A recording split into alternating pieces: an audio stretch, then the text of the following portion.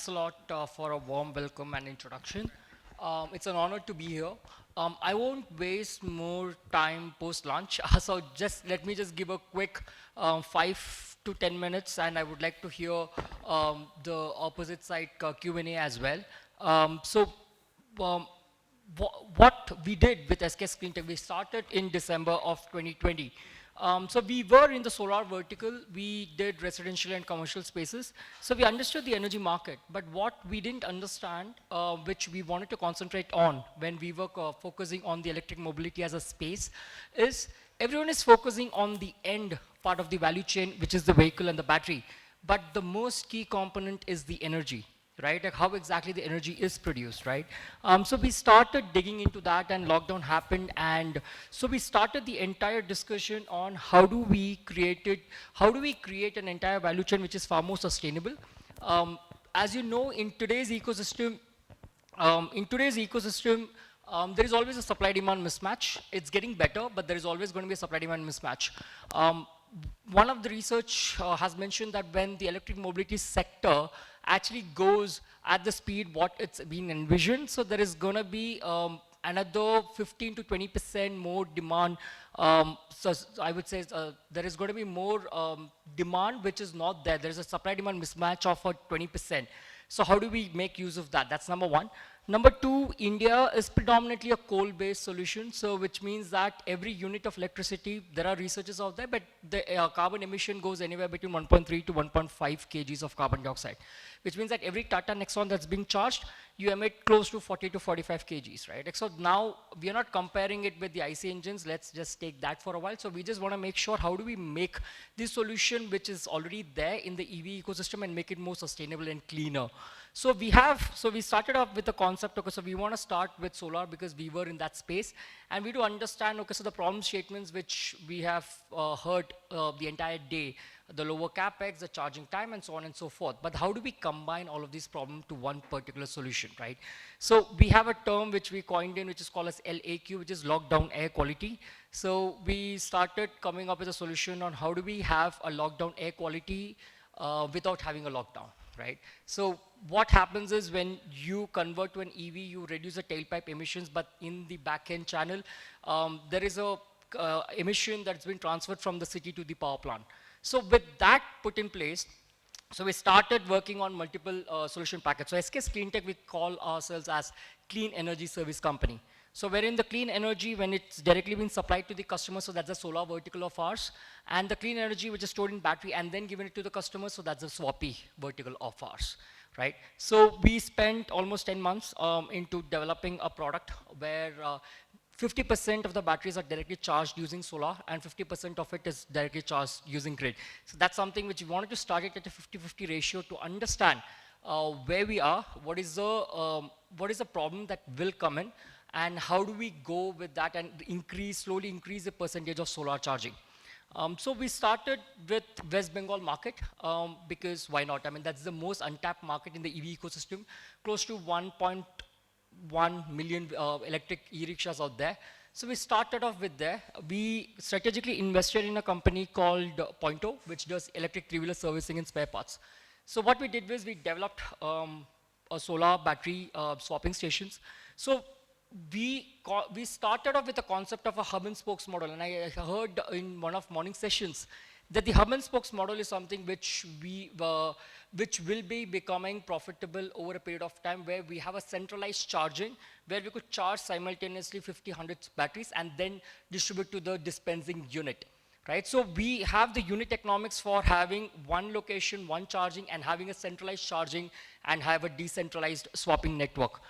So we started talking to factories, we started talking to a lot of warehouses. So we started working on an Airbnb model for open roof. And what does that mean? Everything inside a warehouse is something which is commercialized, but the roof is not commercialized yet. So what we tell them is you lease out the roof to us. We will deploy solar panels, we'll start charging the batteries there, and then distribute those batteries to the dispensing units. So that's one thing which we will be going forward with 2023. So we will have a centralized charging and a decentralized swapping. So our, like any other swapping, we have a 2-minute swapping and the IoT-driven solution. So these are all something which is standard. But where exactly we wanted to kind of focus on is the last part. I do agree that battery swapping has got much higher capex on the value chain compared to just a battery charging. And for us, it's actually much higher capex because we are deploying solar panels, right? But then the moment when you amortize the solar panels over a 3 to 4 year period, you literally are sitting on an oil rig concept over your head, where the energy, where any swapping operator out here, almost 25 to 40% of your revenue goes on to paying the electricity tariff, right? So the moment when you amortize the solar panels, your source of energy becomes free for you, which means that you could now charge the batteries for the next 20 years with a life of 25 years. You could charge the batteries and then use it for swapping. So your essentially the cost unit economics moves towards your favor. The second part which we are working on, which is still in stealth mode, is how do we reduce the capex? In the morning discussion, one person mentioned that there is a 30% reserve ratio, which is industry standard. We are right now working on a battery technology where the reserve ratio would be less than 10%, which means that now we are not just reducing the operating expenses by using the solar to charge the batteries, but with this new type of battery, our capex will also be, our reserve ratio will also be just 10% and not 30%. So there is also going to be a capex benefit for that. And these are all the data which we use. So the driving pattern, the solar irradiation charging time, and road quality index. So before we deploy a swapping solution, let's just say that we are trying to cater to 25 vehicles or 50 vehicles. We actually cater to, we put telematics device on 25% more vehicles to understand the driving quality. Because as any swapping operator would know, there is something called as a swap frequency. Your entire revenue model depends on how fast the swapping happens, right? So you want to make sure that the driver is going to be the right candidate for the swapping. And I also agree to the fact that swapping is not going to be something which is universally present or which is required everywhere. For example, B2C market, it's not the way to go, right? Because the average riding time for a two-wheeler, it's 16 to 18 kilometers, and a two-wheeler battery pack gives a 60 to 70 kilometer range, so it doesn't have to go for a swapping. For a B2B segment, it is, right? So for that segment, so we are focusing on just the B2B, two-wheeler and the three-wheeler space. And this is the launch that we just had. So the solar panels and the battery swapping on the left bottom. So we started off with just using LFP chemistry because of it being thermally stable. And when you're using asset as a service model, so we want to also make sure how much longer can we have an asset amortization period. So because of that, so life cycles of an LFP has been predominantly much more stabler on a much longer duration. So we want to start with LFP chemistry and then explore different chemistries as well. We have just partnered up with an L5 vehicle called Astro Motors based out of Mumbai.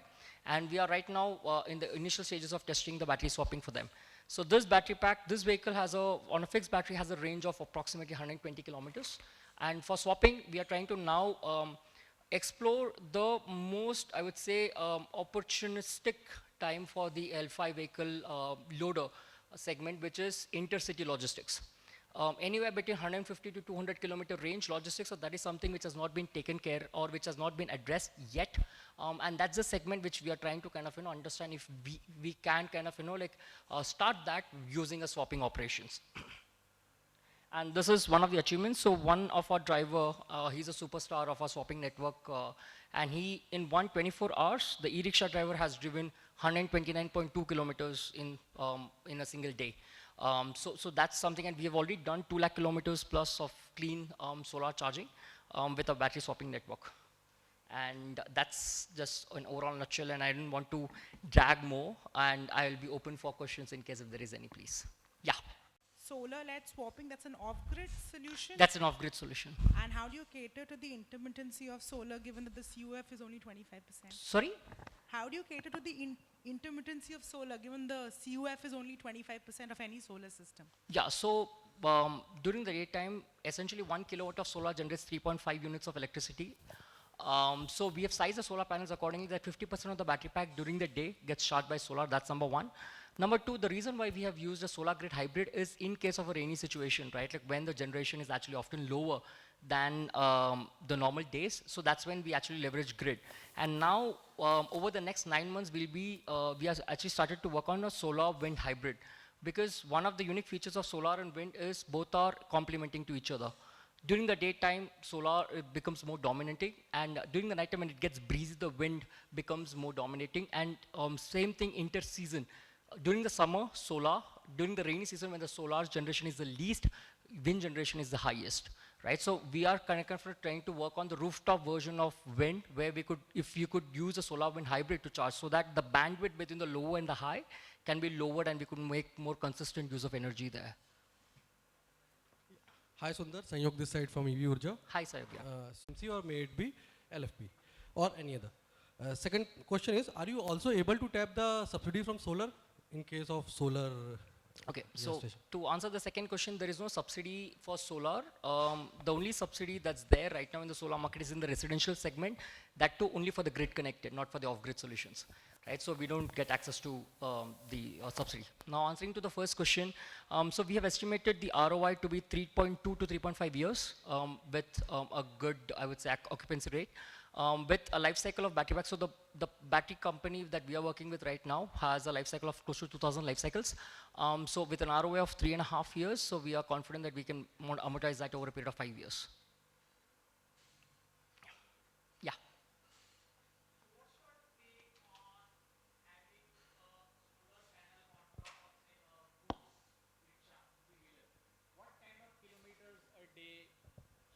How many kilometers a day do you think you can get by just keeping it standing in the sun? Hardly any, because so if you just look at an e-rickshaw, an e-auto, right?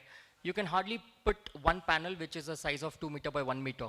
One panel which is a 330 watt peak, it generates 1 unit to 1.5 units a day, right? So which essentially means that if you are putting that solar panels on sun, in 4 to 5 hours, 10 a.m. to 3 p.m., you'll be able to generate 1.5 units, right? Like, and a typical e-rickshaw battery pack is a 4.5 units battery pack, so you'll be able to charge 30% in that 4 to 5 hours when it's actually standing still.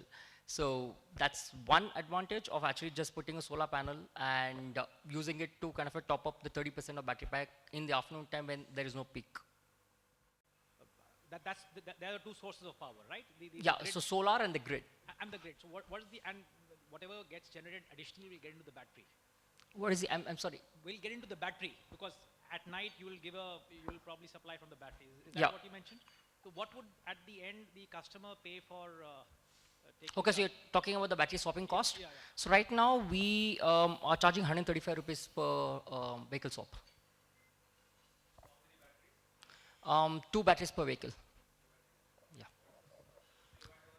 So that's 1.8 kilowatt hour and 2 of them connected in parallel.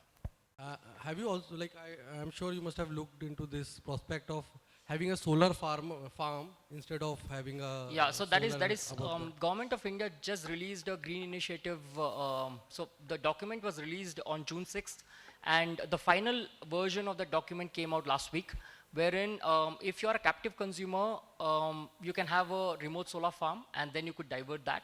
Yeah. If you're not a captive, if you're someone else is investing on the farm, a minimum of 100 kilowatt of captive, you can actually do that. So earlier it was 1 megawatt of open access. So that concept is called as open access. So earlier it was 1 megawatt. Now for captive, there is no limit. For a third party where someone else is investing on the farm, it's 100 kilowatt.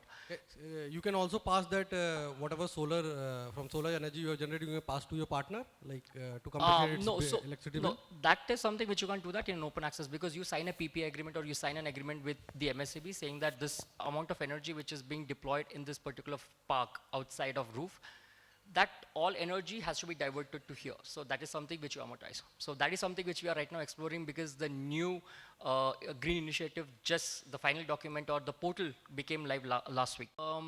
Green initiative solar. I'll let you know the portal name, I forgot.